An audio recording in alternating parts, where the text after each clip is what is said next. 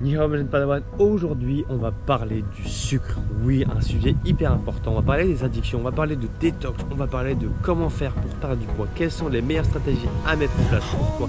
Tout ce que tu dois savoir sur le sucre, on en parle en détail ensemble. C'est parti.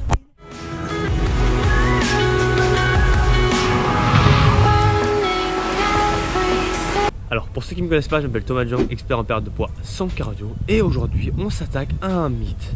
Le sucre, oui, énormément de pipeaux sur ce sujet-là, notamment low carb diet, détox de sucre, mon année sans sucre, 30 jours sans sucre, blablabla. Il faut savoir une chose, le sucre est la première source d'énergie pour le corps. Quand tu fais un effort, il vient taper directement dans le sucre, dans ton glycogène, ok. Il vient pas taper dans tes graisses. Quand tu fais des pompes, quand tu fais des squats, quand tu fais un déménagement, quand tu cours très vite, c'est pas les lipides, ok, c'est le sucre. Donc c'est ta source primaire. Et donc c'est hyper important de pas faire des zéro carb, des zéro machin. Enfin, déjà de base, il faut jamais enlever un aliment donné. Enfin, une macro, ok, c'est très important.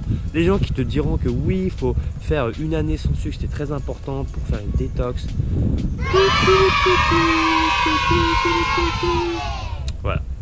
Violon ou bon, je peux pas faire parce que là je tiens ma caméra, mais tu vois, ou pipeau, voilà. Ensuite, alors c'est très important de faire la différence entre deux choses. Tu vas avoir les glucides et tu vas avoir les produits transformés. C'est totalement différent. Ne comparons pas ce qui n'est pas comparable. Tu as les glucides avec le miel, les fruits qui sont très bons pour la santé, les patates douces, et tu vas avoir d'un autre côté les produits transformés avec donc les Kinder Bueno, tu vas avoir les Oreos, tu vas avoir les cookies, tu vas avoir les gaufres industriels, etc. Tous les produits industriels sont dans cette catégorie-là, on appelle ça les junk food. Mais ça, en fait, il ne faut pas les mettre dans la case des glucides. Ce n'est pas des glucides, ok. C'est très important de faire la différence. Parce que les produits transformés, en fait, c'est simple. Ça va être un ajout de sucre, donc souvent de sirop de glucose, sirop de fructose, donc ce qui n'est pas présent dans la nature, ok. La plupart du temps, on a un mélange entre le fructose et le glucose. Par exemple, le saccharose, donc le sucre blanc de table, c'est un mélange de glucose et de fructose, ok. C'est pas uniquement du fructose, ok, à l'état pur. Alors que quand tu prends du sirop de fructose, c'est uniquement la partie très sucrée qui a été retirée. Donc là, c'est des processus industriels qui fait pour retirer uniquement cette partie-là, pour faire augmenter la palatabilité. Ouais, je crois que c'est ça. En gros, c'est la sensation de bonheur, le fait d'avoir un aliment qui soit bon. Ok. Donc ensuite, ça rajoute des calories, mais ça donne surtout cette envie de manger encore et encore du sucre. Voilà. Donc en fait, l'analogie à avoir, c'est tu te dis rarement, ah putain, là je suis posé dans la piscine, putain j'ai une envie de pommes. Personne dit ça, ok.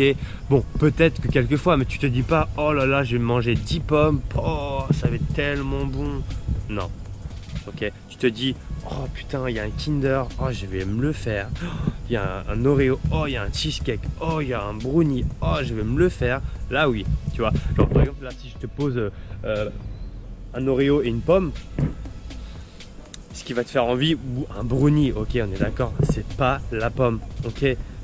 Le brownie, tu vas le taper, tu auras envie d'avoir un deuxième brownie et ainsi de suite. Tout simplement parce que c'est un mélange de sucre, de graisse et de sel.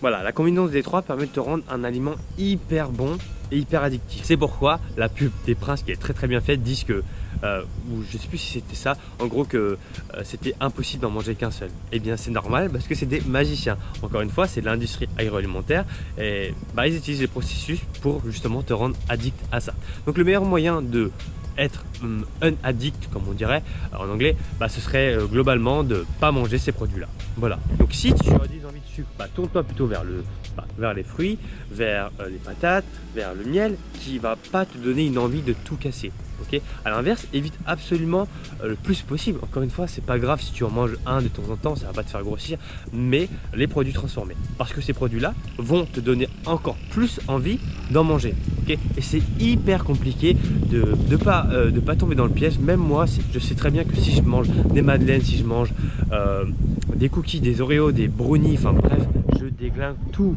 Ok, tu n'es pas le seul. Moi-même, je suis dans ce cas-là. Donc la meilleure stratégie à avoir, c'est tout simplement de ne pas en manger. Ça, c'est un conseil hyper important. Ensuite, pourquoi les gens font des low carb diet ou pensent que le sucre est mauvais? C'est tout ça. En fait, il faut savoir que le sucre a un indice de satiété très très faible. Ok, indice de satiété, ça veut dire que globalement, si tu compares un fruit, un morceau de steak, etc. et de l'huile par exemple, prenons un exemple, les protéines ont un indice de satiété un peu plus élevé que les glucides. Il est relativement facile de mettre du sucre un peu partout dans tes plats sans que ça se voit, mais ça va faire augmenter tes calories sans aucun problème, sans augmenter ta sensation de satiété. A l'inverse, tu vas pas prendre un café et prendre un morceau de steak, tu vois, ça n'existe pas.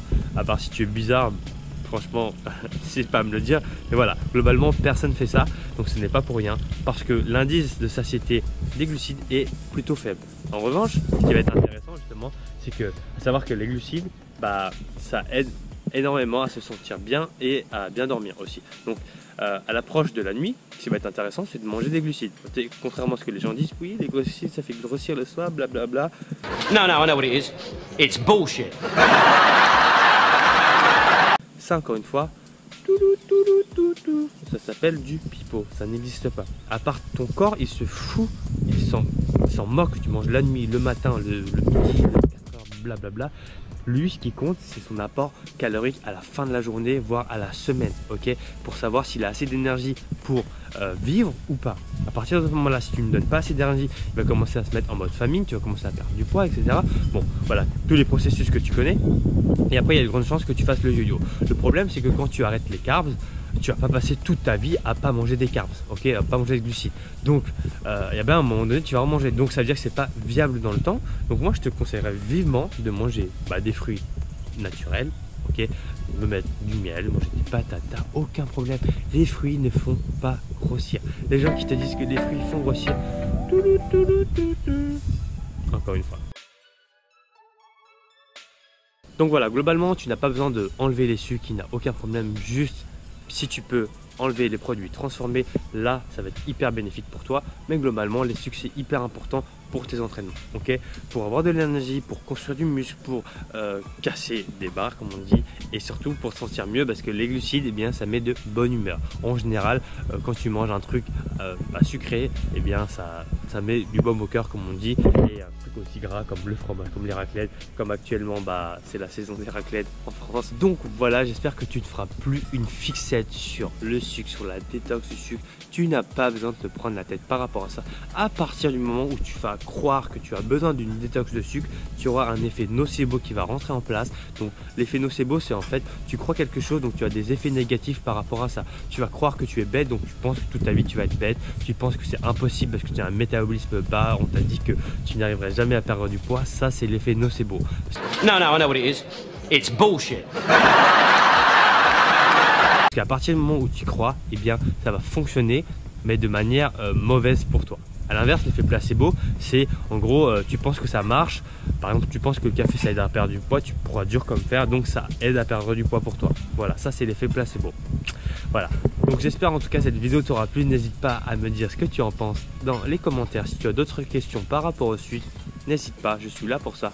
Et moi je te dis à bientôt pour une prochaine vidéo. Et si jamais tu aimes bien ce décor, je suis actuellement à Ninh Binh.